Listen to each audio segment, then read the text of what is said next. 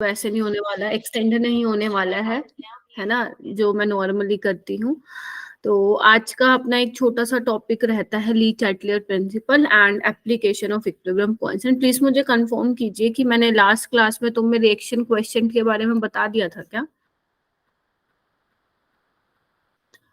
Reaction question के बारे में डिस्कस किया था क्या मैंने बेटा?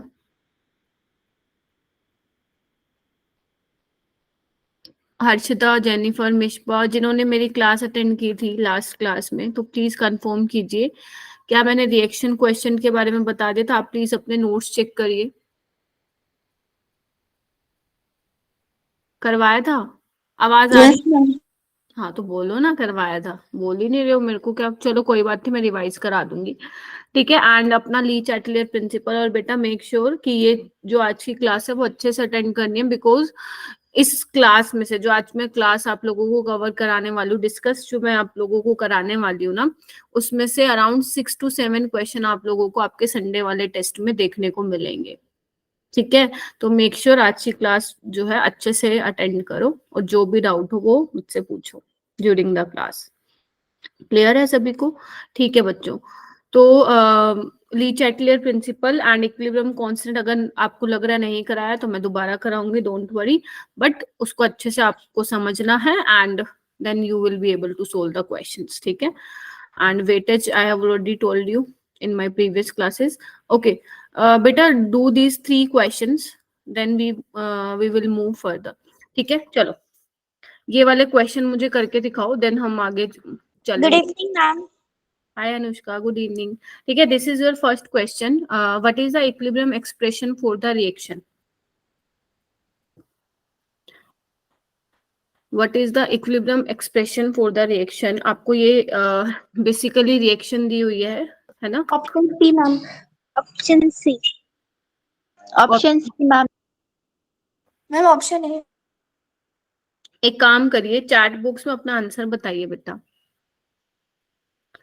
Option A, option B, C, D, क्योंकि मुझे लग रहा है आई थिंक सब बोल दिया सबने। Namrata is saying A, Jennifer is saying सी।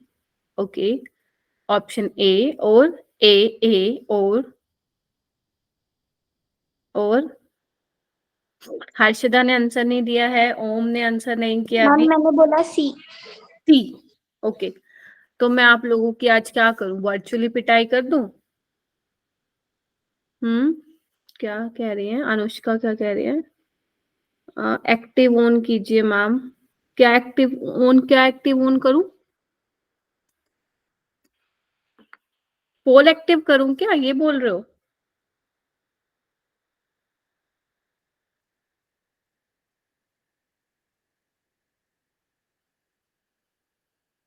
चलो इधर आओ।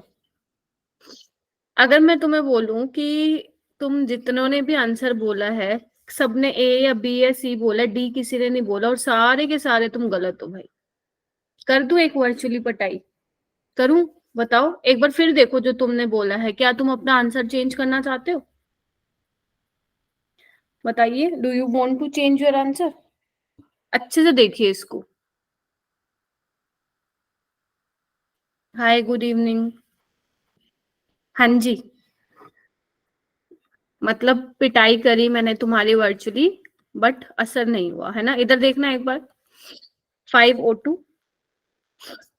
P4O10 solid. ठीक है, सॉरी। हाँ जी, क्या लिखना है इसके लिए? केसी लिखना है ना? एक बात बताओ, ये तो सॉलिड है ना? हाँ, अभी कैसे याद आ गया भाई तुम लोगों को? मैमिट्स टी, पहले कहाँ दिमाग चला रहे थे तुम लोग? इतना इजी क्वेश्चन दूंगी क्या क्लास में? ठीक है, तो P4O10 तो हो ही नहीं सकता बच्चे, सॉलिड है, right? And P4 also in solid phase. ठीक है, अब केसी के एक्सप्रेशन में मैंने कहा था ना, pure solid and pure liquid के लिए कंसंट्रेशन क्या कंसिडर करते हैं? कंसंट्रेशन यूनिटी, है ना? लिख दो। Ma'am option D. हाँ, अब तो आएगा, pure solids and pure liquid. ठीक है, इनके केस में हम क्या कंसिडर करते हैं? कंसंट्रेशन यूनिटी लेते हैं। ठीक है, चलिए, तो यानी कि अब क्या होगा, प्रोडक्ट अपन केसी क्या लिखते हैं? Product bye reactant. तो ये तो रिएक्टेंट में, तो ये तो नीचे आएगा, एंड जो इसका स्टोशियोमेट्रिक कोफिशिएंट है वो हम पावर में लगा देंगे। तो देखिए ना कौन सा आंसर है, it's D. Yes, D option is the correct one. Clear हुआ? तो इसीलिए आप लोगों को एग्जामिनर ने आप लोगों के लिए ट्रैप लगाया था यहाँ पे, और मोस्टली बच्चे उस ट्रैप में ट्रैप हो गए थे। ठीक है, ठीक है। तो वही मैं बोल रही हूँ, थोड़ा सा ध्यान से चीजों को देखो कि एग्जामिनर क्या क्वेश्चन पूछ रहा है, आप लोग क्या आंसर कर रहे हो। क्लियर है? और जनरली अगर इस टाइप के क्वेश्चंस आते हैं तो वो इसी में ही फंसाएगा, कोई आपको सॉलिड फेज दे देगा, कोई आपको लिक्विड फेज दे देगा। तो आपको करना है ये वाला क्वेश्चन कीजिए बच्चे, question number 2 and question number 3, do these questions बेटा।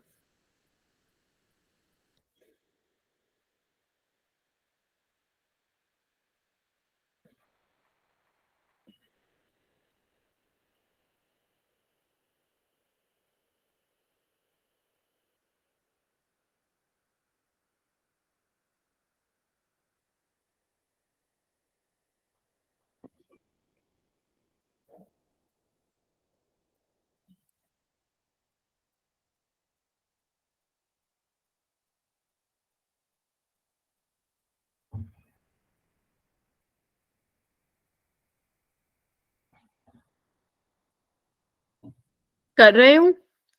इक्विलिब्रियम क्वेश्चन नंबर 2 क्या कहता है, the equilibrium constant for the reaction इस केसी की वैल्यू आपको गिवन है बच्चों, the value of KC for this reaction. Option D ma'am, option C. Option C, option B, और ए और डी का भी कोई है क्या? Okay, Namrata is also saying C, Om is also saying C. Yes, C is correct बच्चों। कैसे? Jennifer, किरण B नहीं आएगा बेटा, इधर देखना एक बार, आपने सेम लिख दिया।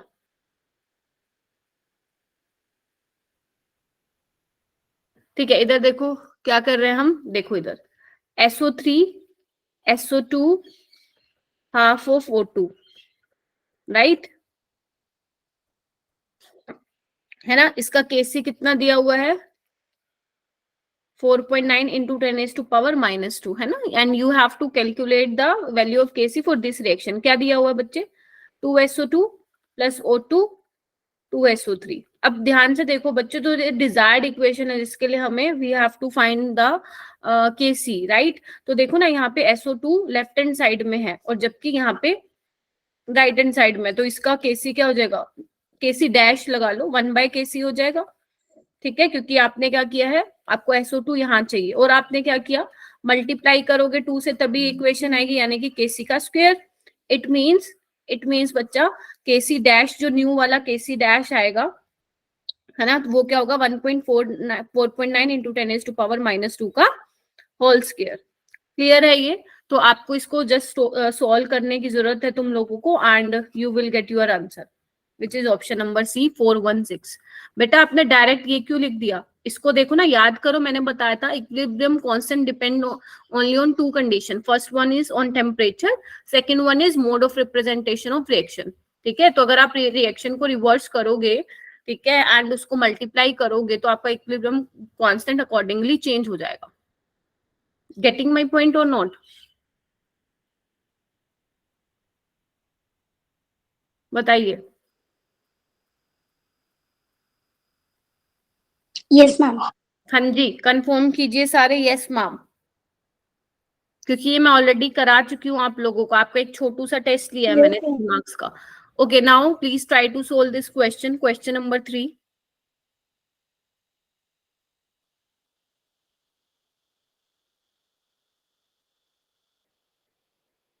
Option B. ऑप्शन बी किसने बताया है? Ma'am, option C. Option C. Okay, ma'am, option, option C. लगे हाथ ए और डी भी बोल दो।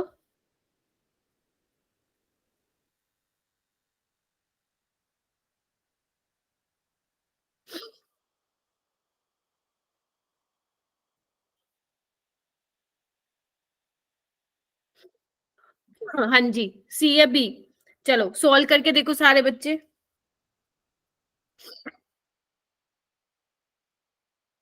चलो, ओके, देखिए इधर, Kp is equal to Kc RT raise to the power delta Ng। Clear है? इधर देखो, है ना। And first we need to calculate the value of delta Ng। कितना होगा? 1, यहाँ पे 1 मोल है, और यहाँ पे देखो ना 1 + 1/2 कितना हो गया? 3/2। तो 1 - 3/2 कितना हो गया? डेल्टा Ng इज बच्चा -1/2। क्लियर है? तो Kp is equal to Kc RT raise to the power -1/2। हाँ जी बोलो। Yes ma'am. आपको क्या चाहिए? Kp/Kc का क्या चाहिए आपको? एक काम करो, इसको ऐसे लिख लो, Kp/Kc RT raise to the power -1/2। तो इसको क्या लिखूंगी मैं? 1/RT का अंडर रूट ना लिखूं? तो ए आ रहा आंसर। तो सी कौन बोल रहा था? बोलो।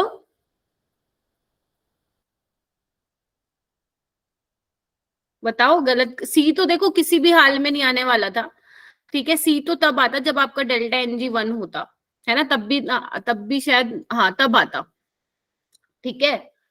तो क्या करें फिर, बताओ। अभी आएगा आंसर तुम लोगों का? देखो कुछ मिस्टेक तो नहीं की ना हमने? 1 + 1/2 3/2 हो गया, और ये हो गया -1/2। Kp is equal to Kc RT raise to the power -1/2। Kc नीचे आ जाएगा। हाँ ठीक है, देखो सही है। Yes ma'am. तो यानी कि आंसर, तुम लोग पहले ये बताओ, अर्षिता क्या मिस्टेक कर रही थी तुम?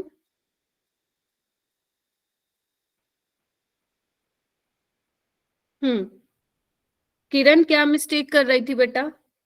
कोई भी बताओ मुझे, क्या मिस्टेक कर रहे थे तुम लोग? मैम वो डेल्टा एनजी का वैल्यू कैलकुलेट करने में थोड़ा सा मिस्टेक हो गया। अच्छा, नहीं वो सही से करना है बच्चा आपको। अगर वो ही गलत किया तो फिर वो गलत हो जाएगा पूरा आंसर, ठीक है। Yes ma'am. ओके, एक बार चेक कीजिए, ये अगर नहीं बताया था मैंने लास्ट क्लास में तो एक बार फिर सुन लो बच्चे, मैं दोबारा बता दे रही हूँ। मुझे जहां तक याद आ रहा है मैंने ये करा दिया था।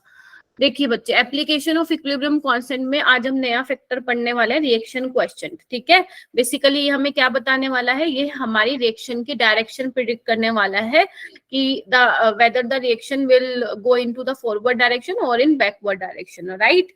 अच्छा, तो बच्चे अगर आपको याद हो केसी हम कैसे लिखते थे? सपोज के इक्विलिब्रियम कांस्टेंट है आपका, इक्विलिब्रियम कांस्टेंट हो, हम कैसे लिखते थे? सपोज किसी भी रिएक्शन के लिए आप इक्विलिब्रियम कांस्टेंट लिख रहे हैं, राइट। ठीक है, तो ये जो मतलब जो कंसंट्रेशन आप यहाँ पे पुट करते थे बच्चे, वो किस पे करते थे? इक्विलिब्रियम कंसंट्रेशन की वैल्यू जो है यहाँ पे पुट करते थे, याद आ रहा है ना। इक्विलिब्रियम कांस्टेंट में जो आप यहाँ पे वैल्यूज पुट करते थे वो किस पे करते थे बेटा? इक्विलिब्रियम कंसंट्रेशन पे करते थे। मैंने बहुत सारे न्यूमेरिकल्स भी कराए हैं आप लोगों को, अगर याद ना आ रहे हो तो तुम्हें, ठीक है। और बेटा क्यू क्या होगा? तो बच्चे जब मैं क्यू लिखती हूँ ना, इधर देखो, जब ये मैं ऑलरेडी करा चुकी हूँ, अगर आप अब रिस्पॉन्ड नहीं कर रहे हैं तो मुझे नहीं पता कि क्यों नहीं कर रहे हैं, ठीक है। तो बच्चे ध्यान रखना, क्यू रिएक्शन क्वेश्चन में आप यहाँ पे किसी भी टाइम की कॉन्सेंट्रेशन यहाँ पे पुट कर सकते हैं। सपोज आपकी रिएक्शन चल रही है और आपका मन किया कि भाई मैं तो 5 मिनट बाद मन किया देखने का कि कितनी कॉन्सेंट्रेशन है प्रोडक्ट की या रिएक्टेंट की, तो आप यहाँ पे वैल्यू पुट कर दी। But in case of equilibrium constant you must have to put the values on basically you must have to put the values of equilibrium concentration, जबकि Q में आप कोई भी वैल्यूज जो है पुट कर सकते हो, राइट। तो एक बार इसको पढ़ना, at each point in a reaction we can write a ratio of concentration term having the same form as the equilibrium constant expression। समझ में आ गया? बिल्कुल वही सेम है, बस यहाँ पे equilibrium concentration की वैल्यू आएगी और यहाँ पे आपकी कोई भी टाइम पे आप कंसंट्रेशन पुट कर सकते हो। लिखोगे वैसे ही प्रोडक्ट की कंसंट्रेशन बाय रिएक्टेंट की कंसंट्रेशन, एंड जो उसके स्टोइचियोमेट्रिक कोएफिशिएंट होंगे बैलेंस केमिकल इक्वेशन में वो उनकी पावर में आ जाएंगे। क्लियर है? क्लियर है? Yes ma'am. ठीक है। और and the graph reaction quotient versus time, तो reaction quotient is a variable quantity with time. देखो टाइम के साथ कैसे इंक्रीज हो रहा है, you can see in this graph. ये देखिए, ये टाइम ऑफ इक्विलिब्रियम आ गया, ठीक है। तो बेटा ये 3 चीजें थी जो मैंने आप लोगों को बताई थी। क्या 3 चीजें थी? If Q is greater than KC then reaction will proceed in forward direction, ठीक है। until equilibrium is reached. If Q is less than Kc, then reaction will proceed in forward direction until equilibrium is established, ठीक है। और last था Q Kc है, AC नहीं है, sorry, if Q is equal to Kc then reaction is at equilibrium. तो ये 3 condition you should know, ठीक है, ये 3 कंडीशन पता होनी चाहिए बच्चे, ये 3 कंडीशन पता होनी चाहिए। क्लियर है? Yes ma'am. Yes ma'am. Okay,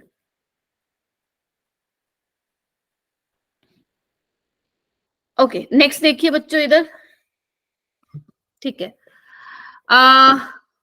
okay तो देखो इसमें क्या लिखा हुआ है, ये मैंने बताया था ना आपको कि अगर जैसे देखो इक्विलिब्रियम कांस्टेंट आप क्या लिखते हो, प्रोडक्ट की कंसंट्रेशन बाय रिएक्टेंट की कंसंट्रेशन।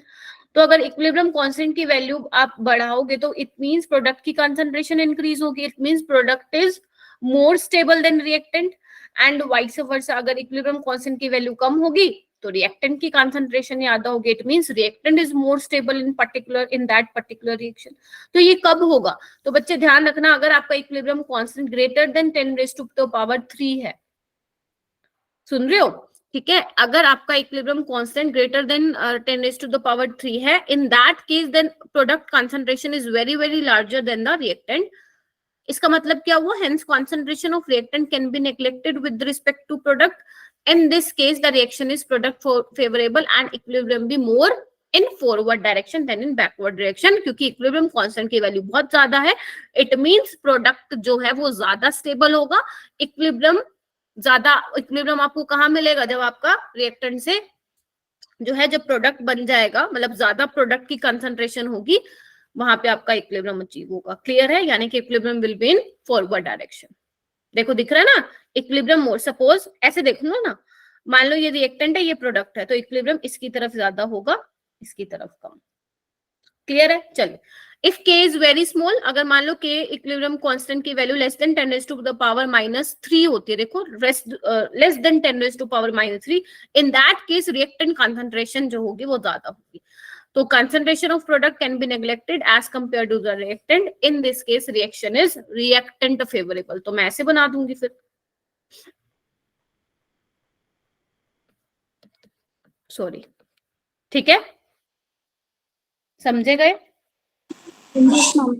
ठीक है, और अगर इन दोनों के बीच में हुआ तो वहां पे क्या होगा, अगर मान लो इन दोनों के बीच में वैल्यूज हुई 10⁻³ से ज्यादा और 10⁻³ से कम, उस केस में क्या होगा, आपके प्रोडक्ट और रिएक्टेंट की जो कंसंट्रेशन है वो सिग्निफिकेंट अमाउंट में मिलेगी आपको एट इक्विलिब्रियम पे। क्लियर है? ओके, ये वाला क्वेश्चन करो, कराया था मैंने, मेरे को पता नहीं याद नहीं आ रहा है, बट मुझे ऐसा लग रहा है कि मैंने करवाया है। ठीक है, आपको रिएक्शन दी हुई है, P is given to you if NO, Br2 are mixed at this temperature having partial pressure 0.5, 0.4, 0.2 atm respectively, will Br2 be consumed and formed? अगर करवा दिया था तो अच्छी बात है, नहीं करवाया था तो प्लीज इसको करिए।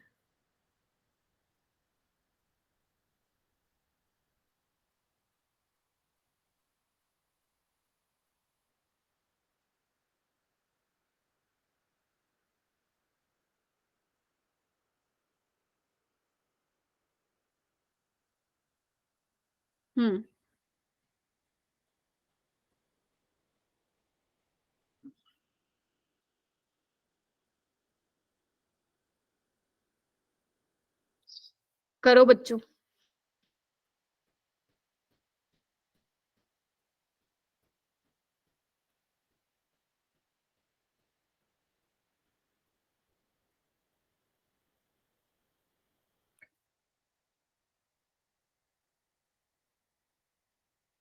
हाँ जी, बताइए, and please do not leave the class,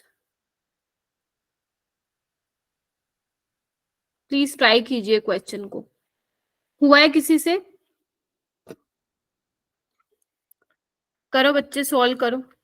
Harshada, Kiran try करो, Jennifer, Om. Br2 will be consumed. Okay, Br2 will be consumed. Okay. Harshida is saying Br2 will be consumed. Om is saying, Om, question mark नहीं लगाने का है ना, you have to be confident. ठीक है, आपको अपने आंसर को लेके कॉन्फिडेंट रहना है कि जो भी मैं बोल रहा हूँ वो ठीक बोल रहा हूँ, है ना। तुम फिर पेपर में भी छोड़ के आओगे अगर क्वेश्चन मार्क लगाओगे तो अपने आंसर के पीछे। ठीक है, जैसा भी लग रहा है, if you are confident then say directly yes ma'am Br2 will be consumed in this reaction. ठीक है, yes, answer is correct. जो तुम बोल रहे हो, एक सेकेंड रुको, जो तुम बोल रहे हो वो एकदम सही बोल रहे हो। क्यों? क्योंकि जब बच्चे आप क्यू निकालोगे, क्यू कैसे निकालोगे? NO का कंसंट्रेशन, अच्छा प्रेशर बोला है ना, wait, partial pressure of NO, partial pressure of Br2, ठीक है, and partial pressure of NOBr। इसमें वैल्यूज पुट करना, ये कितना आ रहा है आंसर इसका मुझे बताना। रिएक्शन क्वेश्चन कितना आ रहा है बच्चों? 4/5 मैम। 4/5 एग्जैक्ट वैल्यू बताओ ना कितनी आ रही है, क्योंकि अगर वैल्यू नहीं मालूम होगी क्यू की तो कैसे पता लगाओगे कि केपी से छोटा है या बड़ा है ना? आपको बताना पड़ेगा ना कि क्यू लेस देन केपी और क्यू ग्रेटर देन केपी है, then only you can say ना Br2 विल बी कंज्यूम और नॉट। हम 0.8 था। भाई ये मैंने ना 3 क्लास में सेम टॉपिक पढ़ाया है और हर बार बच्चों ने मेरे को अलग आंसर बताया इसका। कोई बोल रहा है 1.3, कोई बोलता है 0.3, आज तुम्हारी क्लास में बोल रहे हैं 0.8। बाकी बच्चे एक बार प्लीज कंफर्म करो कितना आंसर आ रहा है। कैलकुलेशन है ना बच्चे। NO कितना है? NO आपको दिया हुआ है 0.4, Br2 कितना है? 0.2 का हाफ कर दो, अंडर रूट कर दो, एंड NOBr दिया हुआ है 0.5। इसको सोल्व करो। किसी ने नहीं किया सोल्व? मैम 0.35। 0.35 ठीक है, अभी मैं यही लिख रही हूँ। हाँ लेकिन 0.357 आ रहा है। अच्छा ठीक है, तो it means in this question Q is greater than KP। Tell me, बताइए ना। KP is given to you ना कितना? 0.15, but Q comes out to be 0.35, right? तो Q is greater than KP, then reaction will go into backward direction. If reaction will go into the backward direction, it means Br2 will be consumed। ठीक है, जितना बनेगा उतना ही इसके साथ react करके reactant बना लेगा, तो Br2 will be consumed। ठीक है, तो मैं यहाँ पे लिख दूं कंज्यूम होगा। Okay, now the topic is Le Chatelier principle. ये अच्छे से करना है, आपके टेस्ट के लिए बहुत ज्यादा इंपॉर्टेंट है, सीरियसली लेना है। अगर आप चाह रहे हो अपने टेस्ट में अच्छा स्कोर करना तो इस टॉपिक को तो बिना करे मत चले जाना बेटा, ली चैटलर प्रिंसिपल। तो इसको बहुत इजी है, ट्रस्ट मी, ये बहुत इजी टॉपिक है। ये बस आप लोगों की बुक्स में इतना कॉम्प्लिकेट करके लिखा हुआ है, एक्चुअल में ये बहुत इजी है। तुम्हें सिर्फ 4 बातें पता करनी है इस ली चैटलर प्रिंसिपल में। उन 4 पॉइंट से तुम सारे ली चैटलर के क्वेश्चन लगा लोगे, आई प्रॉमिस। ठीक है, तो सबसे पहले समझते हैं कि ली चैटलर प्रिंसिपल है क्या, हम why we study Le Chatelier principle. ठीक है, तो अगर आपको ध्यान हो, in our first class I told you कि एट इक्विलिब्रियम, है ना, when equilibrium is established in particular reaction, in that case color, density, concentration of reactant, है ना, nothing will change। बताया था ना, कोई चेंज नहीं होगा। ना कलर, डेंसिटी, कंसंट्रेशन, है ना, आपका प्रेशर, टेम्परेचर, कुछ चेंज नहीं हो रहा। बट इफ अगर आप क्या करो, उस रिएक्शन का प्रेशर बढ़ा देते हो, उस रिएक्शन का टेम्परेचर चेंज कर दे रहे हो, टेम्परेचर कम ज्यादा कर रहे हो, प्रेशर कम ज्यादा कर रहे हो, रिएक्टेंट की कॉन्सेंट्रेशन बढ़ा रहे हो, प्रोडक्ट की कॉन्सेंट्रेशन बढ़ा रहे हो, तो in this case equilibrium will disturb, right? Equilibrium तो डिस्टर्ब हो जाएगा। तो अब इक्विलिब्रियम क्या करेगा? तुमने इक्विलिब्रियम को डिस्टर्ब कर दिया। बेटा देखो, इक्विलिब्रियम स्टेट जो होती है वो मोस्ट स्टेबल स्टेट होती है। ठीक है, अगर रिएक्शन है तो वो इक्विलिब्रियम में रहनी चाहेगी। तो अगर तुम उसके साथ कोई छेड़छाड़ करोगे, ठीक है, तुम उसकी कंसंट्रेशन को चेंज कर दोगे, प्रेशर को चेंज कर दोगे, टेम्परेचर को चेंज कर दोगे, तो इक्विलिब्रियम तो डिस्टर्ब हो जाएगा ना। तो इक्विलिब्रियम शिफ्ट कहाँ करेगा? Equilibrium shift in the direction that tends to undo the effect of change. अब इसका मतलब क्या? ये तो बुकिश लैंग्वेज है। हम अपनी लैंग्वेज में क्या बोलेंगे कि अगर तुम रिएक्शन में अगर कोई रिएक्शन इक्विलिब्रियम में और तुम उसमें कोई चेंज कर रहे हो, तो इक्विलिब्रियम क्या करेगा? तुम्हारे किए गए चेंज को नलिफाई करेगा, खत्म करेगा। ठीक है, let us consider an example. इधर देखिए बच्चों, you have this example, just general example ले रही हूँ। ये रिएक्शन अभी क्या है? इक्विलिब्रियम में है, लेकिन तुम क्या कर रहे हो? मैम मैं तो इसकी कंसंट्रेशन को इंक्रीज करूंगी या करूंगा। ठीक है, if you increase the concentration of A, if concentration of A is increases, ठीक है, तो इक्विलिब्रियम अपने आप को कहाँ शिफ्ट करेगा, जहां पे ए की कंसंट्रेशन कम हो रही होगी, क्योंकि उसको क्या करना है, दोबारा से इक्विलिब्रियम को स्टैब्लिश करना है। गेटिंग माय पॉइंट और नॉट? तुमने क्या किया, सपोज दिस इज इक्विलिब्रियम, आप this is your reactant, this is your product, आपने क्या किया, रिएक्टेंट की कंसंट्रेशन बढ़ा दी, तो equilibrium will move towards reactant side. देखो ना, देखो अब वो क्या करेगा, इक्विलिब्रियम को दोबारा स्टैब्लिश करने के लिए कहां जाएगा, वो फॉरवर्ड डायरेक्शन में जाएगा जहां पे रिएक्टेंट की कंसंट्रेशन कम होगी, सो दैट जो तुमने इक्विलिब्रियम के साथ छेड़खानी की है उसको वो क्या कर सके, दोबारा से ठीक कर सके। ठीक है, तो अगर तुम रिएक्टेंट की कॉन्सेंट्रेशन को इंक्रीज करोगे तो आपका इक्विलिब्रियम कहां जाएगा, where the concentration of A decreases, that is in forward direction. Clear है? In similar manner, if you increase the concentration of B, then equilibrium will shift in the direction where the concentration of B decreases. और कौन सी direction में B की concentration decrease हो रही है, forward direction में। Clear हुई ये बात? यानी कि अगर A की कंसंट्रेशन बढ़ाओगे तो इक्विलिब्रियम शिफ्ट होगा तुम्हारा, बोलो, फॉरवर्ड डायरेक्शन में। किस में होगा बच्चे? फॉरवर्ड डायरेक्शन में होगा। ठीक है, फॉरवर्ड डायरेक्शन लिख लो यहाँ पे। ठीक है, और अगर मैं बोलूं कंसंट्रेशन ऑफ बी इंक्रीजेस तो भी या इक्विलिब्रियम शिफ्ट इन फॉरवर्ड डायरेक्शन। ठीक है, अच्छा अगर तुम मान लो सी की कंसंट्रेशन बढ़ाओ या डी की कंसंट्रेशन बढ़ाओ तो इक्विलिब्रियम कहाँ शिफ्ट होगा, बैकवर्ड डायरेक्शन। या बैकवर्ड डायरेक्शन में। बाय, क्योंकि तुमने क्या किया, अभी तक इक्विलिब्रियम स्टेट था, बट तुमने क्या किया, कंसंट्रेशन ऑफ सी या डी की कंसंट्रेशन को इंक्रीज कर दिया, तो इक्विलिब्रियम अपने आप को वहां शिफ्ट करेगा वेयर द कंसंट्रेशन ऑफ सी और D decreases, that is in backward direction. Clear है? तो अब ये स्टेटमेंट पढ़ना, ये स्टेटमेंट तुम्हारे स्कूल के एग्जाम्स में भी पूछी जाएगी। Define Le Chatelier principal.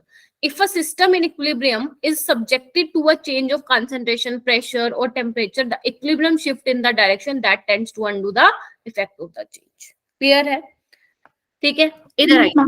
Okay, तो ये देखिए सबसे पहला हमारा फैक्टर है बच्चे, effect of change of concentration, अभी मैं बता चुकी हूँ।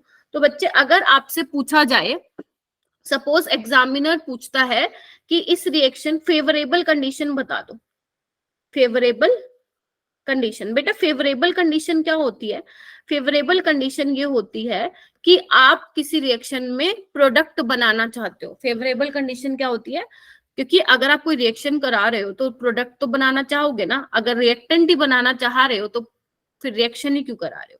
तो favourable condition means you want to make product. ठीक है, तो आपको प्रोडक्ट बनाना है, तो बेटा प्रोडक्ट बनाने के लिए आप चाहते हो कि इक्विलिब्रियम आपका कौन सी डायरेक्शन में जाए, फॉरवर्ड डायरेक्शन में जाए। तो उसके लिए हमें क्या करना पड़ेगा, क्योंकि अभी तो ये इक्विलिब्रियम में है, rate of forward is equal to rate of backward, right. अब तुम्हें क्या करना पड़ेगा, अगर तुम चाहते हो इक्विलिब्रियम आपका फॉरवर्ड डायरेक्शन में ज्यादा शिफ्ट हो, तो तुम्हें क्या करना पड़ेगा, कंसंट्रेशन इसकी Fe3+ आयंस की इंक्रीज करनी पड़ेगी। बोलो हाँ या ना। ऐसे कंसंट्रेशन को थायोसाइनेट बोलते हैं, इसकी कंसंट्रेशन इंक्रीज होगी। इन दोनों के केस में इक्विलिब्रियम कहाँ शिफ्ट करेगा, इक्विलिब्रियम डायरेक्शन में करेगा। Yes ma'am, this is our favourable condition. ठीक है, कंडीशन। अगर मान लो तुम इसको रिमूव कर देते हो, मतलब इसकी कंसंट्रेशन को धीरे धीरे धीरे धीरे कम करते जा रहे हो, तो इक्विलिब्रियम कहाँ शिफ्ट करेगा, बैकवर्ड डायरेक्शन। सोच लो, ध्यान से सोचना। एक बात बताओ, तुम अगर इसको धीरे धीरे रिमूव करते जा रहे हो तो इक्विलिब्रियम कहाँ शिफ्ट होगा, जहां पे इसकी कंसंट्रेशन ज्यादा होगी। Yes ma'am. ना, तो इसकी कंसंट्रेशन कहाँ ज्यादा होगी, जब तुम फॉरवर्ड डायरेक्शन में जाओगे। समझे? Yes ma'am. है ना, मैंने क्या बोला, मैंने बोला जब तुम इसकी कंसंट्रेशन कम करते जाओगे, धीरे धीरे इसको रिमूव करते जाओगे, तो इक्विलिब्रियम आपके किए गए चेंज को नलिफाई करेगा। अगर आप इसकी कंसंट्रेशन कम करो तो इक्विलिब्रियम वहां जाएगा जहां पे इसकी कंसंट्रेशन बढ़ रही है, इंक्रीज हो रही है, तो यानी कि वो कहाँ जाएगा, फॉरवर्ड डायरेक्शन में। क्लियर है? तो यस मैम। कहाँ जाएगा, सिंपल है ना, इक्विलिब्रियम शिफ्ट होगा फॉरवर्ड। अरे बहुत सिंपल, अभी मैं तुमसे 10 क्वेश्चन कराऊंगी, अभी रुक जाओ, बस 10 मिनट दे दो मुझे, 10 मिनट में पूरा ली चार्टलर प्रिंसिपल मैं एक्सप्लेन कर दूंगी, then we will do 10 questions. ठीक है, तो उसको एज अ टेस्ट लेना। ठीक है, चलिए next factor is effect of change of pressure, effect of change in pressure. तो बच्चे अभी आपका स्टेट कैसा है, इक्विलिब्रियम स्टेट में है, लेकिन आपने क्या किया, प्रेशर इंक्रीज कर दिया। तो बच्चे ध्यान रखना, जब आप पहले तो ऐसे सुन लो, जब तुम मतलब पहले तो तुम्हें मैं ऐसे समझा रही हूँ कि तुम पेपर में क्वेश्चन अटेम्प्ट करके 4 मार्क्स ले लो। अब इसके बाद फिर मैं क्या समझाऊंगी तुम्हें, इसके पीछे का कॉन्सेप्ट बताऊंगी कि ऐसा क्यों हो रहा है, कि प्रेशर इंक्रीज करने से ऐसा क्यों हो रहा है। तो लिख लो पहले, प्रेशर इंक्रीज करने से इक्विलिब्रियम शिफ्ट होगा, equilibrium shift in the direction where the total number of moles decreases लिखिए। और जब प्रेशर डिक्रीज करोगे, लिखो equilibrium shift in the direction where the total number of mole increases। पहले इसको लिखिए बेटा।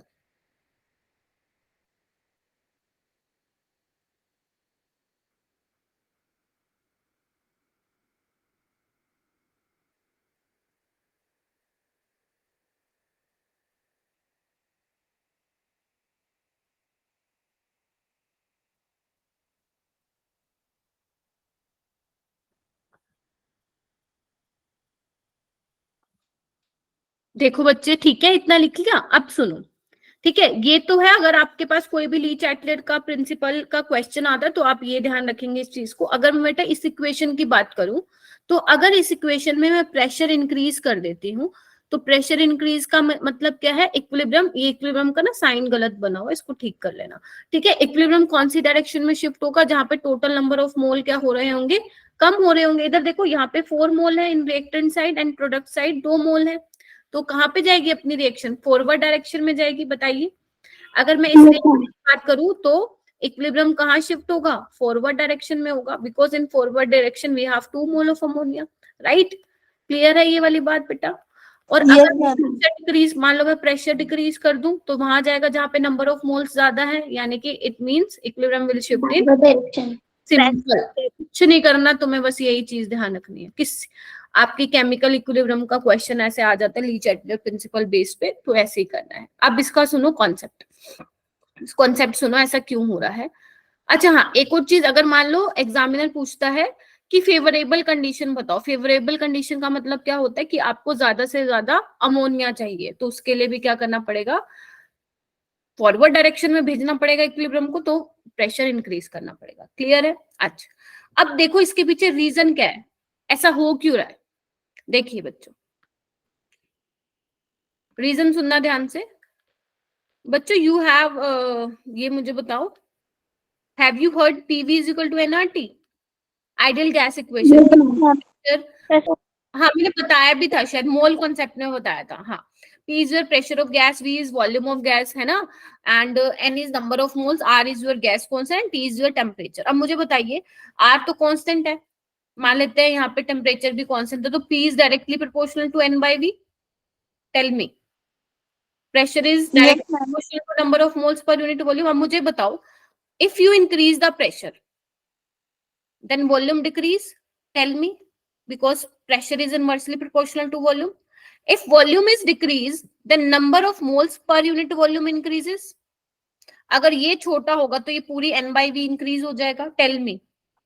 Yes ma'am. सारे बच्चे thumbs up दीजिए अगर ये चमक रहा है तो बेटा। अगर वॉल्यूम डिक्रीज होगा, it means number of moles per unit volume increase. ध्यान रखना, प्रेशर इंक्रीज डिक्रीज करने से आपके नंबर ऑफ मोल चेंज नहीं हो रहे हैं, है ना, पर यूनिट वॉल्यूम में चेंज हो रहा है, राइट। पहले इतने वॉल्यूम में थे, अब इतने वॉल्यूम में है। गेटिंग माय पॉइंट और नोट। तो number of moles per unit volume increases when the pressure is increases. तो इक्विलिब्रियम अपने आप को कहां शिफ्ट करेगा, जहां पे number of moles per unit volume क्या हो रहे होंगे, डिक्रीज हो रहे होंगे। तो यही तो मैंने लाइन लिखी है, देखिए बच्चे, ये लिखी है, total number of moles decreases होने का, इट डजंट मीन कि नंबर ऑफ मोल्स डिक्रीज हो रहे हैं, it means the total number of moles per unit volume decreases. Are you getting my point? बताइए बच्चे। Yes ma'am. फिर से बताऊं, अगर प्रेशर इंक्रीज कर रहे हो तो volume decrease, it means number of moles per unit volume increases, right? तो इक्विलिब्रियम अपने आप को कहां इक्विलिब्रियम अपने आप को कहां शिफ्ट करेगा? Where the number of moles per unit volume decreases. According to this equation, pressure increase करने पे इक्विलिब्रियम कहां शिफ्ट होगा? फॉरवर्ड डायरेक्शन में। ठीक है, बोलो बोलो, जल्दी बोलो। Yes ma'am. ठीक है, झूठी यस मैम तो नहीं बोल रहे ना खुशबू मैम को? झूठा यस मैम नहीं बोला। एक बार देखो, जो मैंने ना समझाया आप लोगों को, एक बार ये पढ़ लो, तुम्हें अच्छा लगेगा। This is for your notes.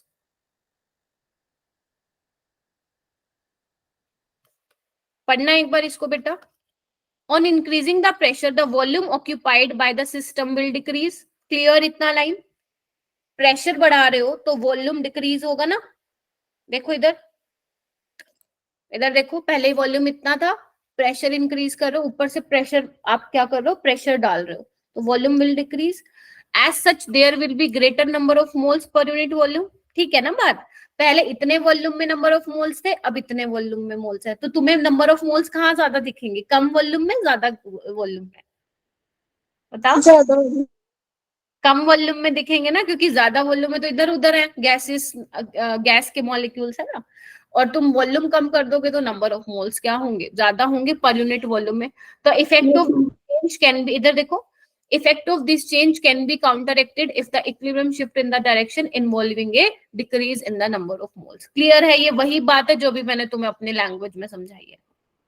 देखो बच्चों, क्लियर है? Yes ma'am. ठीक है, okay.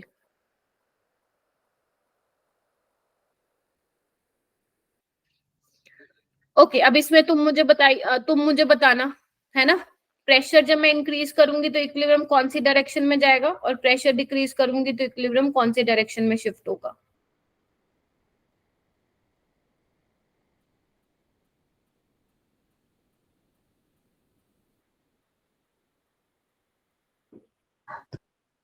Pressure increase, it will go in forward direction. Repeat करना एक बार, क्या बोल रहे हो बेटा? Harshita, can you repeat? If pressure increases, then it will go, the reaction will go in the forward direction. Okay, forward direction. Okay, anyone? ये solid है, इसके कंसिडर तो नहीं कर रहे हो ना तुम मोल्स? इस पे प्रेशर का इफेक्ट थोड़ी ना पड़ेगा इतना। समझे गए कि नहीं समझे गए? Gases, you have to consider only gases moles. Okay ma'am. ठीक है, तो यहाँ पे 2 मोल है, यहाँ पे 1 मोल है, तो प्रेशर इंक्रीज करने से वहां जाएगा where the number of moles decreases. It means equilibrium shift होगा। मैं देखो डायरेक्ट लिख रही हूँ, shortcut. Backward direction.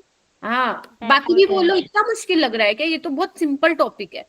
Backward direction, अगर आप सही से सुन रहे हो तो पक्का चीजें समझ में आ रही होंगी। डोंट वरी, आप क्वेश्चंस करेंगे तो आपको कॉन्फिडेंस होगा।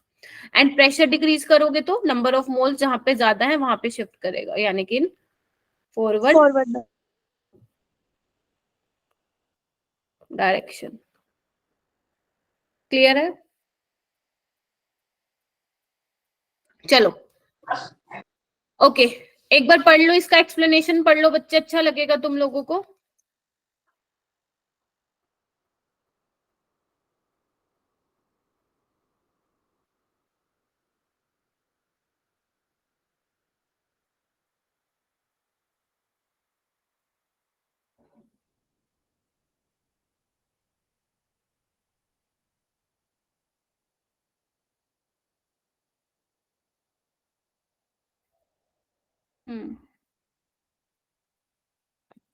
ठीक है,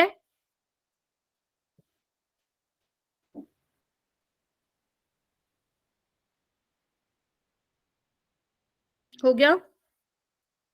यस मैम। चलो आगे चलते हैं। इधर देखो बच्चे, consider some reaction which do not involve any change in number of mole gases species. इसमें देखना, number of mole in reactant side and in product side are equal.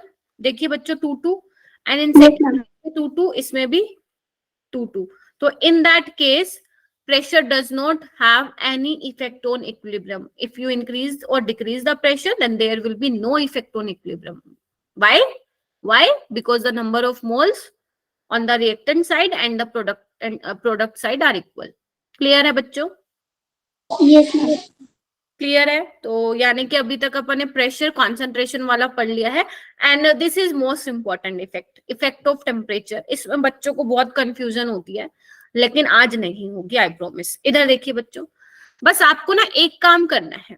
अगर तुम ली चैटलर प्रिंसिपल के क्वेश्चन लगा रहे हो एंड उसमें तुमसे पूछा है effect of temperature on this reaction, ठीक है, व्हेन टेम्परेचर इज डिक्रीजेस और इंक्रीजेस, तो इक्विलिब्रियम कौन सी डायरेक्शन में शिफ्ट होगा वो तुम्हें बताना है. बस इसमें तुम एक काम करना, ये पता लगा लेना वेदर योर रिएक्शन इज एक्सो और एंडो. ठीक है, तुम्हारी रिएक्शन एक्सो है या एंडो है, बस इतना पता लगा लेना. ठीक है, वो आपको दिया भी होगा इक्वेशन में.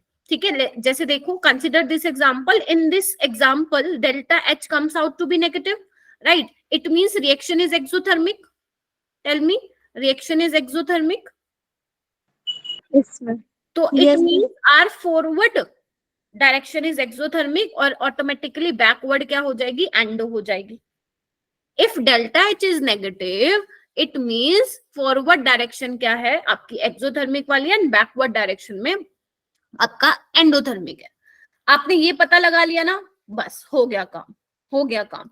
अब तुम्हें क्या ध्यान रखना है, इधर आओ. अगर तुम्हारे पास कोई भी रिएक्शन आ जाए, बस तुम पता लगा लेना एक्सो कौन सी डायरेक्शन में और एंडो कौन सी डायरेक्शन में, फिर तुम आपका काम हो जाएगा. कैसे मैम? अगर तुम बेटा टेम्परेचर इंक्रीज करोगे तो ध्यान रखना कि इक्विलिब्रियम कहां शिफ्ट करेगा? इन the direction of endothermic reaction. In the direction of endothermic reaction. Clear है?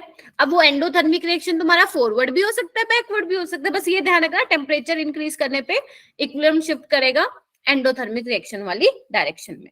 ठीक है बच्चों? और अगर टेम्परेचर डिक्रीज होगा तो इक्विलिब्रियम शिफ्ट कहां करेगा? बता दो तुम खुद ही. Exothermic. Equilibrium shift in the direction of exothermic. Clear? Clear ये वाली बात? लेकिन मैम ये तो रट्टा हो गया, ऐसा हो क्यों रहा है? तो ये तुम्हारे एग्जाम्स के लिए, एग्जाम्स में 4 नंबर लेने के लिए, अब समझो ऐसा हो क्यों रहा है. देखो बच्चों, this reaction is your exothermic reaction. ठीक है, एक्सोथर्मिक रिएक्शन का क्या मतलब है? एक्सोथर्मिक का क्या मतलब है? जब आपकी रिएक्शन रिएक्टेंट से प्रोडक्ट बना रही होगी तो हीट क्या हो रही होगी बच्चे? रिलीज हो रही होगी. याद है, डेल्टा जब नेगेटिव होता है हीट रिलीज होती है ना? तो आपकी हीट रिलीज हो रही है, ऑलरेडी हीट बहुत ज्यादा बाहर निकल रही है. अगर तुम मान लो वो आराम से इक्विलिब्रियम में था, हीट उसकी रिलीज हो रही है, राइट? अब तुम नीचे से उसको हीट और दे रहे हो. टेम्परेचर इंक्रीज करने का मतलब क्या हुआ? आप क्या कर रहे हो? You are providing the heat. पहली ऑलरेडी उसमें से हीट निकल रही है, आप और हीट प्रोवाइड कर रहे हो, तो क्या करेगा इक्विलिब्रियम? क्या करेगा इक्विलिब्रियम? कौन सी डायरेक्शन में जाएगा? जहां पे उसका टेम्परेचर कम हो रहा हो, जहां पे हीट एब्जॉर्ब हो रही हो. It means in backward direction, endothermic वाली डायरेक्शन में. शैल आई रिपीट? Yes, ma'am. अगर आपकी रिएक्शन एक्सोथर्मिक रिएक्शन है, उसमें से ऑलरेडी हीट रिलीज हो रही है, ये बस मुझे कंफर्म करो, यही मतलब हुआ ना? Yes, ma'am. ठीक है, मतलब आप जब फ्लास्क को हाथ लगाएंगे तो बहुत गर्म होगा, उसमें से ऑलरेडी हीट बाहर निकल रही है. तो पहली ऑलरेडी हीट बाहर निकल रही है, आप नीचे से बर्नर से उसको हीट प्रोवाइड कर दे रहे हो, तो क्या होगा? इक्विलिब्रियम क्या कहेगा? अरे भाई मेरे पास ऑलरेडी इतने हीट बाहर निकले, तुम मुझे और हीट दे रहे हो, मुझे चाहिए ही नहीं. तो वो कहाँ जाएगा? जहां पे उसका टेम्परेचर, अब वो उसको अपना टेम्परेचर कम करना पड़ेगा ना, ताकि वो इक्विलिब्रियम को क्या कर सके? दोबारा से स्टैब्लिश कर सके. यानी कि वो कहाँ जाएगा? जहां पे हीट एब्जॉर्ब हो रही हो. और हीट एब्जॉर्ब कहाँ हो रही है इस वाली रिएक्शन में? एंडोथर्मिक में. क्योंकि एंडोथर्मिक में क्या होता है बच्चे? जब डेल्टा एच पॉजिटिव होता है, एंडो में क्या होता है? हीट एब्जॉर्ब हो रही होती है. क्लियर है? Yes, ma'am. Yes. अच्छा, एक बात बताओ, तुमने रिएक्शन मिक्सचर को, सपोज जिस तुम कंटेनर में रिएक्शन करा रहे थे, तुमने उस रिएक्शन मिक्सचर को फ्रीजर में रख दिया. क्या हो गया? वो ठंडा हो गया, टेम्परेचर उसका कम हो गया. वो कहेंगे अरे भाई तूने मेरा टेम्परेचर क्यों कम कर दिया। तो वो अपना टेम्परेचर क्या करेगा, कौन सी डायरेक्शन में जाएगा, जहां पे उसका टेम्परेचर ज्यादा हो रहा हो, यानी कि इन the direction of exothermic reaction. इस इस इक्वेशन के अकॉर्डिंग कहाँ जाएगा, वो फॉरवर्ड डायरेक्शन में जाएगा। क्लियर है? Yes ma'am. अच्छा, ये हो सकता है आप मेरी कही हुई बातें भूल जाओ, 12th में आते आते भूल जाओ, लेकिन ये कभी मत भूलना क्योंकि इसके बिना क्वेश्चन नहीं बनेगा आप लोगों का। ठीक है, चलिए उसके बाद है बेटा, हमने क्या देख लिया बच्चे, टेम्परेचर का इफेक्ट देख लिया, राइट, कॉन्सेंट्रेशन प्रेशर का इफेक्ट देख लिया। लास्ट इफेक्ट है बेटा addition of inert material at constant pressure and volume. बेटा इनर्ट मटेरियल सुना है आप लोगों ने, इनर्ट का क्या मतलब है, जो रिएक्ट नहीं करता है रिएक्टेंट और प्रोडक्ट के साथ, जैसे आपका इनर्ट गैस N2 होगी, हीलियम हो गया, नियोन हो गया, ये क्या हो गया आपका, रिएक्ट नहीं करेगा। ठीक है, तो बच्चे क्या होगा, ध्यान से सुनना, अगर आप ध्यान से सुनना बेटा, बेटा एडिशन ऑफ इनर्ट मटेरियल, अगर आप किसी रिएक्शन में इनर्ट मटेरियल डाल दे रहे हैं एट कांस्टेंट वॉल्यूम, बेशक उसका प्रेशर इंक्रीज हो रहा है, ठीक है, कांस्टेंट वॉल्यूम पे डाल रहे हैं, in at case equilibrium will remain unchanged. लिखो बेटा इसको, इसका एक्सप्लेनेशन कहां से आएगा, थर्मोडायनेमिक्स से आएगा। अब मुझे नहीं पता, आई डोंट नो कि आप लोगों ने थर्मोडायनेमिक्स पढ़ा हुआ है या नहीं, इसलिए इस बात को याद रखना कि अगर आप कांस्टेंट वॉल्यूम पे इनर्ट मटेरियल डालो, इट मींस वॉल्यूम आपने फिक्स रखा हुआ है, और इनर्ट क्या है आपका, क्या कर रहा है, रिएक्ट नहीं कर रहा। अगर रिएक्ट नहीं कर रहा, वॉल्यूम भी कांस्टेंट है, तो फिर क्या होगा, इक्विलिब्रियम चेंज ही नहीं होगा, कोई इफेक्ट नहीं आएगा इक्विलिब्रियम पे, कोई इफेक्ट नहीं आएगा इक्विलिब्रियम पे, ना तो वो फॉरवर्ड जाने वाला और ना बैकवर्ड। इसको बेटा नोट डाउन करो अपनी नोटबुक में, और कर लिया हो तो थम्स अप दे दो जल्दी से। यहाँ पे लिख लेना, although total pressure of system increases, system का टोटल प्रेशर तो इंक्रीज होगा। ये कहाँ से लिख रही हूँ मैम आप, ये कहाँ से लिख रहे हो ये बातें, ये आपके मैं थर्मोडायनेमिक्स से लिख रही हूँ। इसको लिखो, देन आगे चलते हैं बेटा।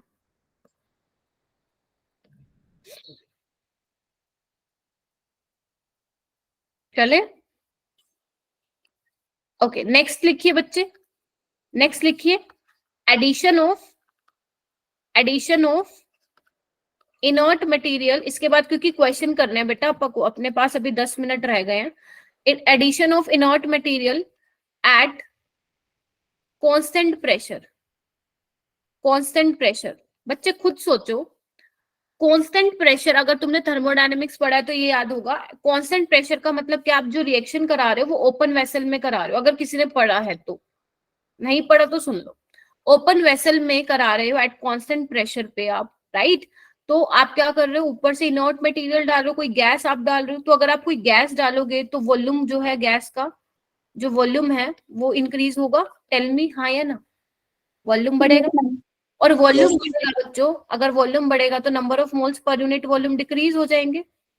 तो if number of moles per unit volume decreases, तो इक्विलिब्रियम अपने आप को कहाँ शिफ्ट करेगा मेरे बच्चे, आर यू में, इक्विलिब्रियम कहाँ शिफ्ट करेगा, where the number of moles per unit volume, बताओ,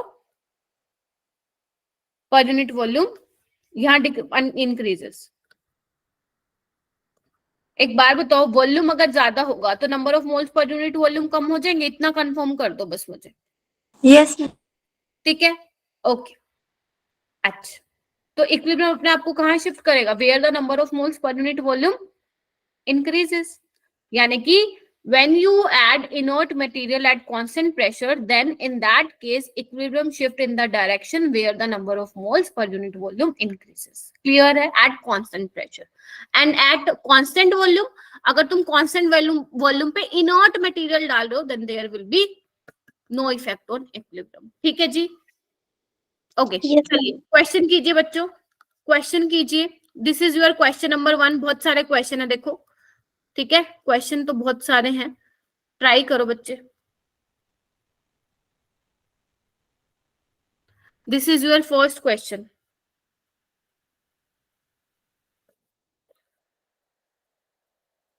करो एंड हैंड रेज करो अगर जिसका हो गया है तो।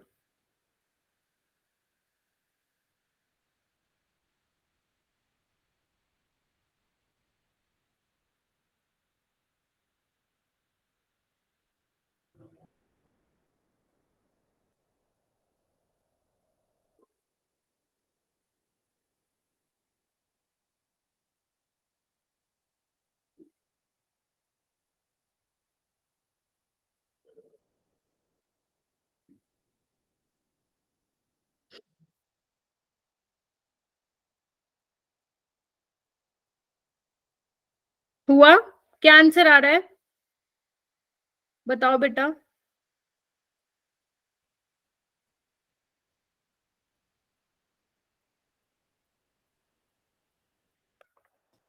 क्या आंसर आ रहा है बच्चे? ABCD, टेल मी।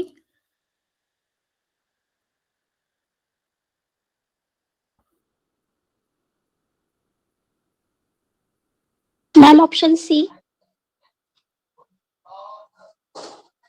Option C. ओके, बाकी बच्चे? यस मैम ऑप्शन सी।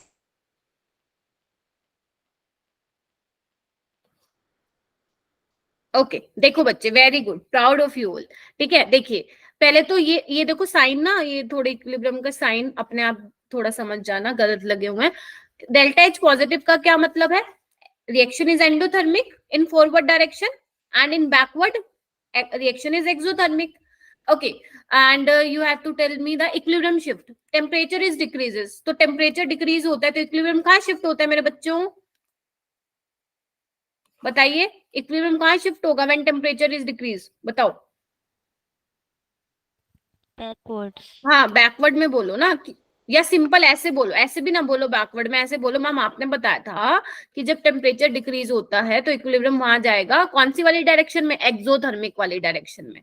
और एक्सो कौन सी वाली डायरेक्शन में है? बैकवर्ड वाले में है, यानी कि towards reactant. And pressure increase by adding N two N constant temperature. मैंने कहा था अगर प्रेशर, इसका मतलब क्या है? इसका मतलब है ये कांस्टेंट वॉल्यूम पे बात कर रहे हैं, एंड कांस्टेंट वॉल्यूम पे क्या होता है? No change. क्या आप लोगों ने यही कॉन्सेप्ट लगाया था, तुक्का मारा? मैम कॉन्सेप्ट लग। ग्रेट, ये वाला क्वेश्चन कीजिए। चलो, this is your homework, question number 2। ये तो सबको आई थिंक दिख रहा होगा क्या? This is so simple. ठीक है, डू दिस क्वेश्चन बेटा। Question number 3, in which of the following reaction an increase in the volume of the container will favor the formation of product? In which of the following reaction an increase in the volume, बच्चे volume increase होने का मतलब pressure decrease, right? तो आप इसको देख के answer करेंगे। ठीक है, of the container will favour the formation of product.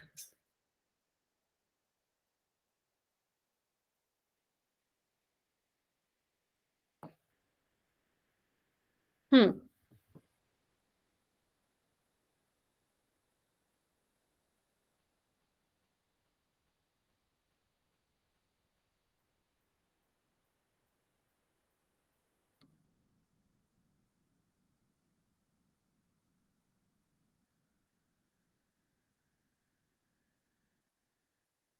Ma'am option A forward direction. Okay, pressure decrease होगा तो इक्विलिब्रियम शिफ्ट करेगा where the number of mole increases. Ma'am option B. बेटा ये तो लिक्विड है, इसके कंसिडर मत करना। यहाँ पे 4 मोल है और यहाँ पे 9 मोल है, तो ये तो मैम गलत हो ऑप्शन जाएगा। बी। या B is correct, because in forward, ये देखो इक्विलिब्रियम के साइन ना गलत बने हुए, इसको ठीक कर लेना है ना, कोई वो नहीं है, सिर्फ कॉन्सेप्ट पे फोकस कीजिए। 3 और यहाँ पे 2, तो यस। आप लोगों ने लिक्विड वाले कंसिडर कर लिए थे क्या? या हो सकता है आप लोग ए और बी में कंफ्यूज हो? बेटा ध्यान रखना सॉलिड वाला लिक्विड वाले में। ठीक है, जब मैं फिजिकल इक्विलिब्रियम की बात करूंगी ना, जैसे देखो एक एग्जांपल है, आप लोगों के बुक में लिखा हुआ है, इधर देखो बच्चे। अगर H2O आपका सॉलिड है, मतलब आइस है, और इक्विलिब्रियम में है वो लिक्विड के साथ, अगर आप लोगों ने पढ़ा है तो, राइट? देखो इधर आपका ये वाटर है, राइट? तो इसमें आपसे पूछा है अगर आप चाहते हो कि आपको ज्यादा से ज्यादा पानी मिले रिएक्शन में, राइट? अगर आप चाहते हो ज्यादा से ज्यादा आपकी आइस मेल्ट करे, तो इसके लिए फेवरेबल कंडीशन क्या होगी? आपको इसके लिए टेम्परेचर इंक्रीज करना पड़ेगा या डिक्रीज? प्रेशर इंक्रीज करना पड़ेगा या डिक्रीज? ठीक है, क्वेश्चन समझ में आया क्या बोला मैंने?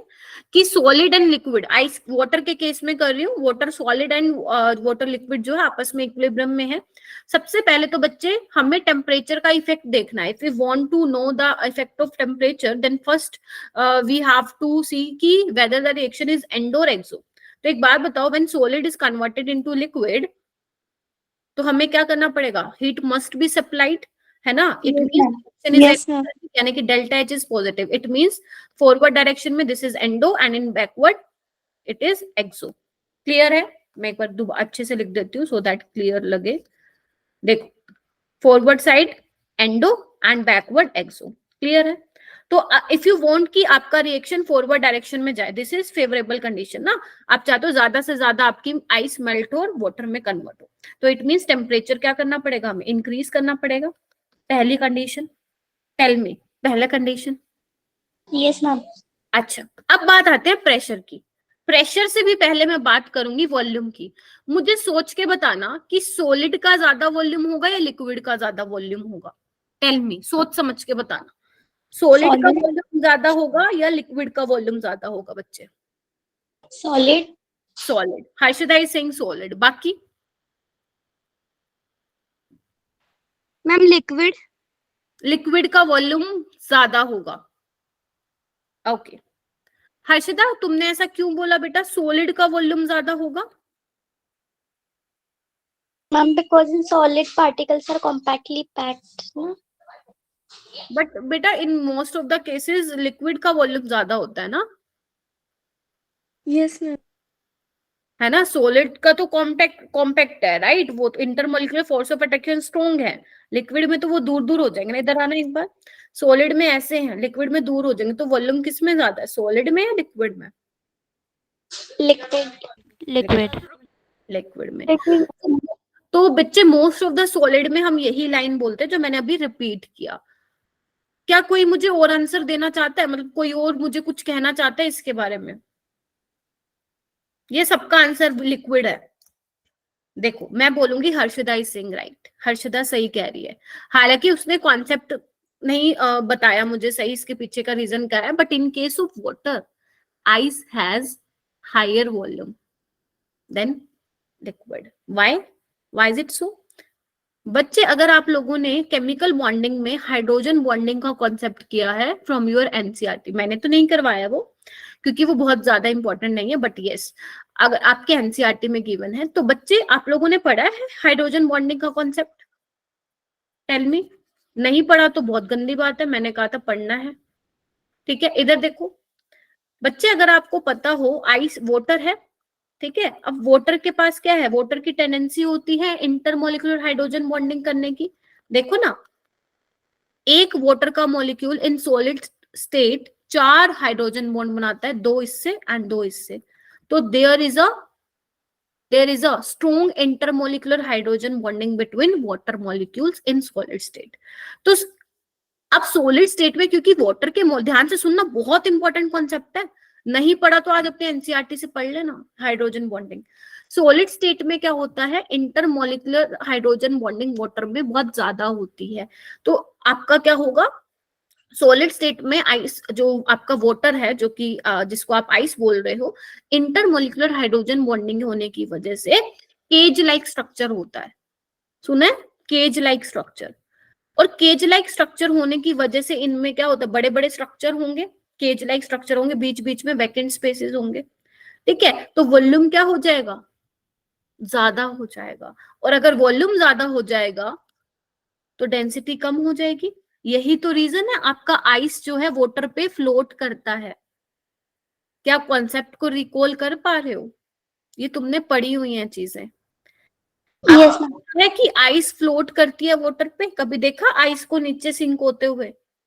नो अब मैम। लेना वाटर का एक ग्लास ऑफ वाटर लेना, उस पर आइस डालना, वो ऊपर फ्लोट करेगी। वाई? क्योंकि जो डेंसिटी है, वो डेंसिटी जो है आइस की वो कम है वाटर से। रीजन मैंने ऑलरेडी बता दिया, क्योंकि सॉलिड स्टेट में क्या हो रहा है, केज लाइक स्ट्रक्चर है, जिसकी वजह से वॉल्यूम बहुत ज्यादा है उसका और डेंसिटी कम है। लेकिन जैसे ही आप उसको मेल्ट करोगे, आप टेम्परेचर इंक्रीज करोगे, तो वो हाइड्रोजन बॉन्ड्स ब्रेक होने लगेंगे, टूटने लगेंगे, कोलैप्स होने लगेंगे। और कोलैप्स होने की वजह से जो पहले वॉल्यूम बहुत ज्यादा था, अब वो वॉल्यूम कम हो जाएगा। वॉल्यूम कम तो मतलब डेंसिटी ज्यादा, और इसलिए बोला जाता है density of water is maximum at 4 degree Celsius. 4 degree Celsius पे मैक्सिमम रहेगी, उसके बाद उससे ज्यादा टेम्परेचर करोगे तो नहीं रहेगी। क्लियर है ये कॉन्सेप्ट? इसलिए मैं कह रही हूँ कि वाटर के केस में, आइस के केस में, जब वाटर आपका सॉलिड फेज में तो वॉल्यूम ज्यादा होगा, लिक्विड के केस में वॉल्यूम क्या होगा बच्चे, कम होगा। ठीक है, तो अगर मैं प्रेशर बढ़ाऊंगी बच्चे, तो प्रेशर बढ़ाने से आपका क्या होगा, आपका इक्विलिब्रियम कहाँ होगा, फॉरवर्ड डायरेक्शन में शिफ्ट होगा, जहां पे ज्यादा से ज्यादा आपको क्या मिल रहा है, वाटर मिल रहा है। क्लियर है? तो यानी कि इसकी फेवरेबल कंडीशन होगी high temperature and high pressure. Clear है बच्चे? High temperature and high pressure, ठीक है? Yes ma'am. क्लियर हो रहा है? ठीक है, ये चीज बेटा ध्यान रखना, अपने एनसीईआरटी से पढ़ना। ये वाला क्वेश्चन करो बच्चों।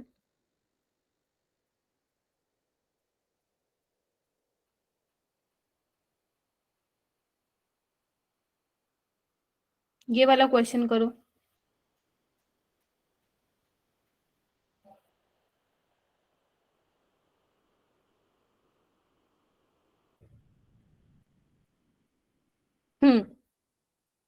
क्या आएगा बच्चों answer? Using the Le Chatelier, इसको भूल जाओ, ये स्टेटमेंट क्या लिखी हुई है, डजंट मैटर, इसको पढ़ो।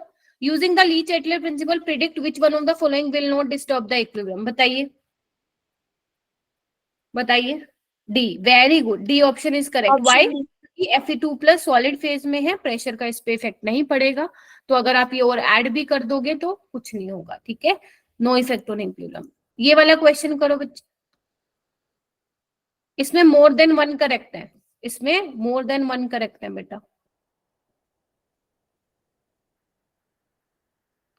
The number of factor which will increase the yield of SO3 at equilibrium. आपको बताना है, आपको ज्यादा से ज्यादा SO3 की यील्ड चाहिए, मतलब आप चाहते हो कि आपका इक्विलिब्रियम फॉरवर्ड डायरेक्शन में शिफ्ट हो, तो ये कुछ कंडीशन है। Tell me, more than one correct है।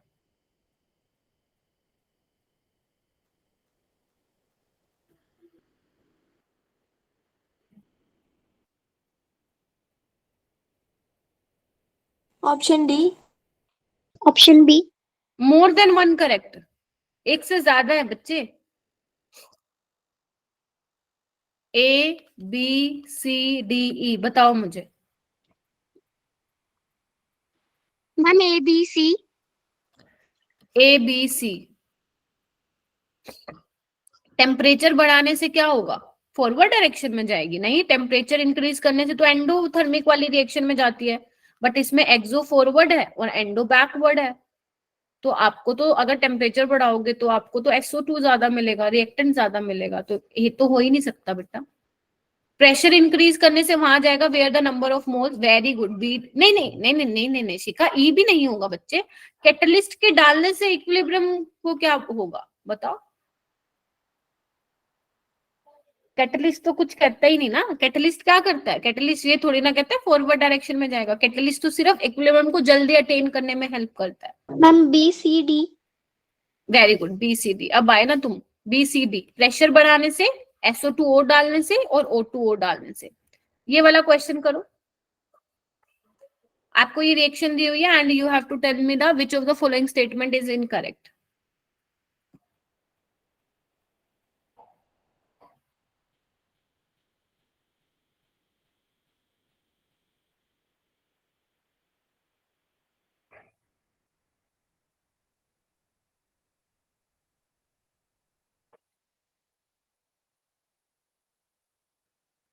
हाँ जी बेटा, बताओ कौन सी इनकरेक्ट है?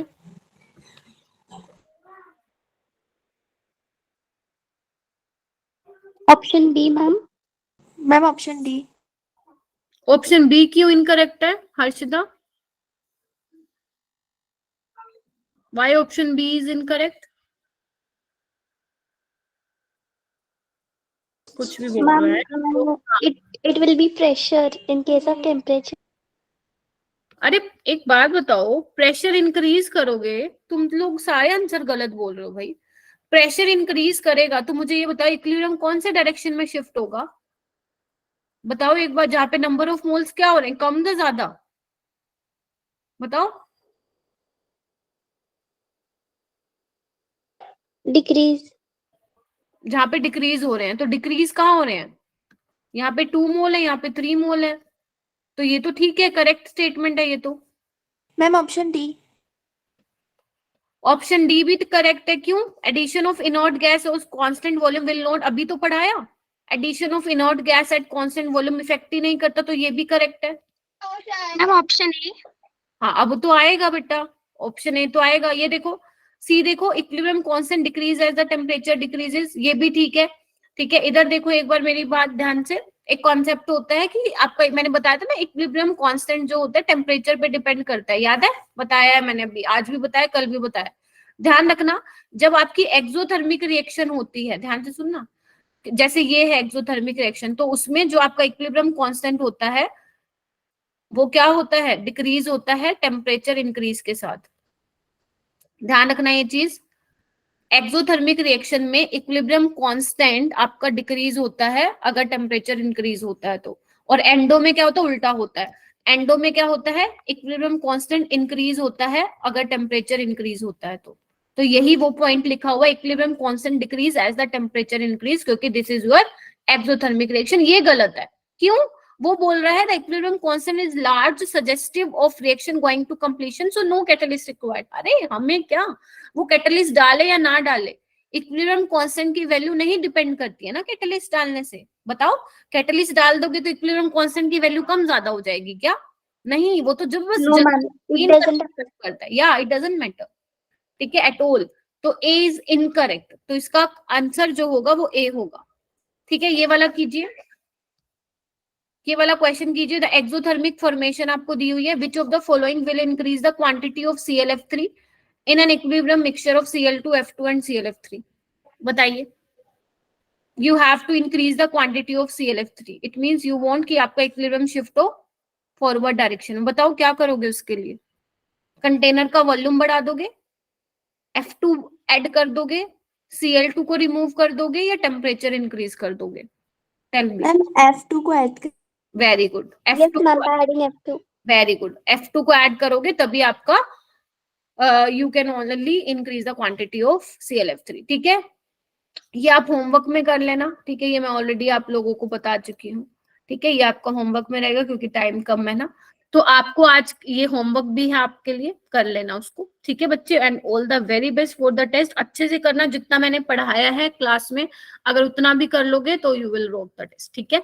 तो आज आपको ध्यान रखनी है ली चैटलियर प्रिंसिपल, बहुत इंपॉर्टेंट है, ठीक है। ली चैटलियर प्रिंसिपल, क्या क्या चीजें ध्यान रखनी है? अगर आप रिएक्टेंट की कॉन्सेंट्रेशन बढ़ाओगे, ठीक है, तो कहाँ जाएगा, इक्विलिब्रियम, जहाँ पे कॉन्सेंट्रेशन हाँ कम हो रही होगी। प्रेशर इंक्रीज करोगे तो equilibrium shift in the direction where number of mole decreases, है ना। If pressure increases then equilibrium shift in the direction where number of mole per unit volume decreases, ठीक है। Addition of inert gas at constant volume, no effect on equilibrium. Addition of inert gas at constant pressure, equilibrium shift in the direction where the number of moles per unit volume increases, clear है। And when the number of moles on both sides, reactant or product, are equal, then there will be no effect of pressure on equilibrium, right? And temperature, अगर temperature increase करोगे तो endothermic वाली direction में जाएगा, और अगर temperature decrease करोगे तो इक्विलिब्रियम एक्सोथर्मिक रहेगा। तो ये पॉइंट आपको क्या करने हैं, ध्यान रखने हैं। और एक ये ध्यान रखना, Q is greater than Kc, तो equilibrium will shift in forward direction. Q less than Kc, equilibrium will shift in backward direction, and Q is equal to Kc, reaction is at equilibrium. Clear हुआ? तो आज मैंने आपको chemical equilibrium complete करा दिया है, clear है। और अब आप लोगों का टेस्ट है, एंड प्रिपेयर